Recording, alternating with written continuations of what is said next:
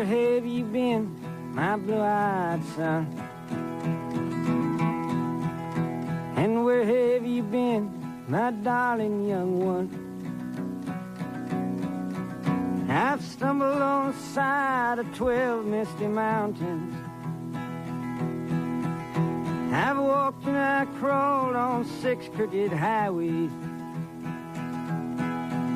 I've stepped in the middle of 7 side forests. I've been out in front of a dozen dead oceans. I've been 10,000 miles in the mouth of a graveyard. And it's a hard, it's a hard, it's a hard, it's a hard, it's a hard rain that's gonna fall. When I got back from India and got to the West Coast, there's a poet, Charlie Plymell,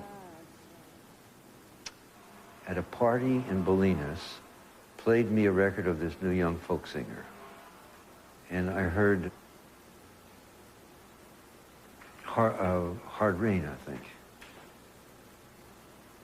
and wept.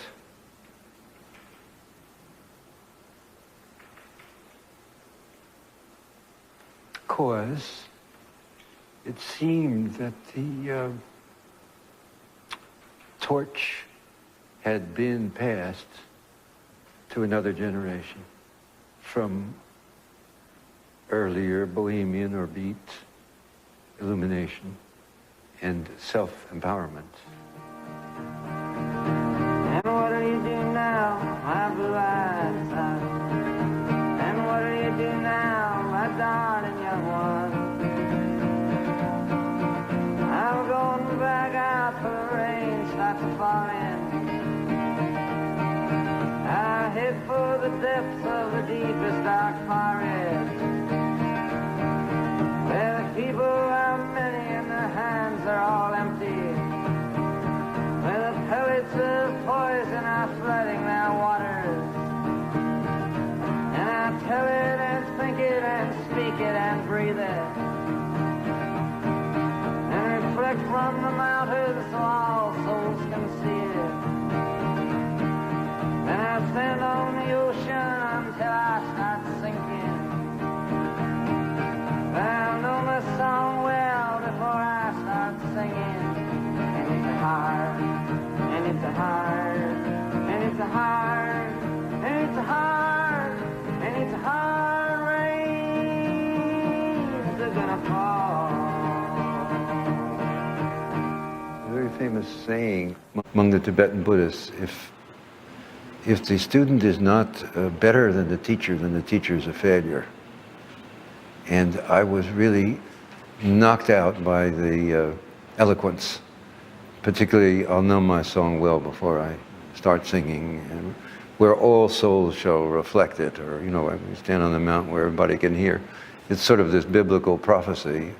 Poetry is words that are empowered, that make your hair stand on end, that you recognize instantly as being some form of subjective truth that has an objective reality to it because somebody's realized it.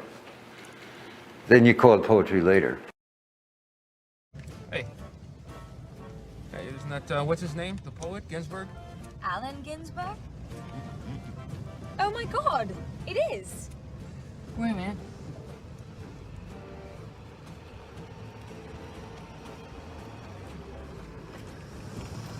Hey, Alan thought that was you in there. I don't think you two have met. Hi.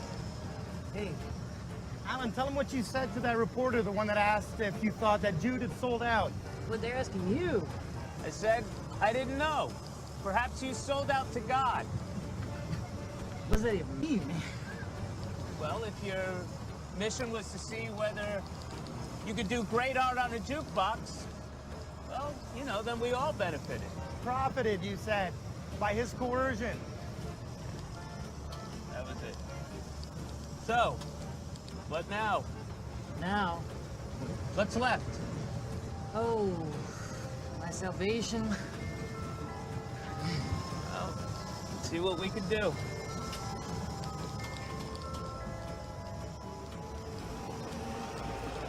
Oh, he'll give it to you. It was Allen Ginsberg, man. See you later, Allen Ginsberg.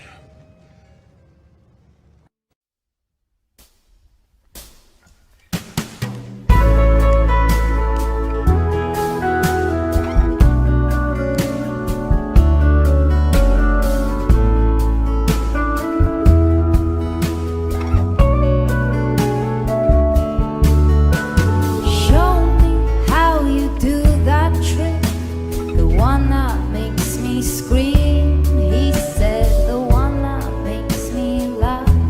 He said, and threw his arms around my neck. Show me how you do it, and I promise you, I promise that I'll run away with you. I'll run away with you.